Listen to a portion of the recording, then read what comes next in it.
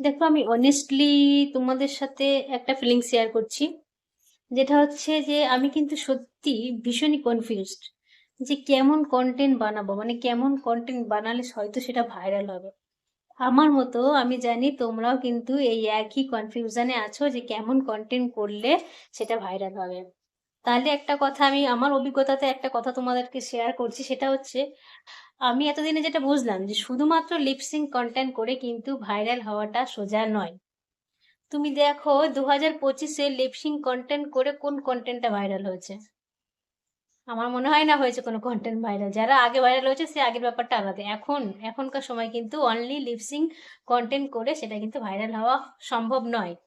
আর 2026-এও যে lip sync content করে সেই কন্টেন্টটা ভাইরাল হবে তারও কিন্তু কোনো গ্যারান্টি নেই।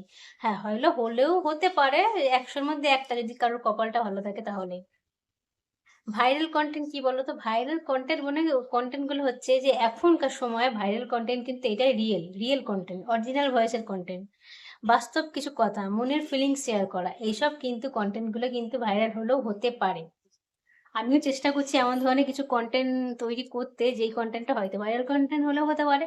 তাহলে তোমাদের মনের মধ্যে যদি এমন কোনো কন্টেন্ট থাকে, তোমরা ভাবছো যে হ্যাঁ এমন কন্টেন্ট করলে হয়তো সেটা ভাইরাল হতে পারে, তাহলে ভাবলেই হবে না, কিন্তু চটপট করে ট্রাই করে ফেলো, হয়তো তোমার কন্টেন্টটাই কিন্তু সেই ভাইরাল কন্টেন্ট হতে পারে। কি, তাই তো? ঠিক বলেছি?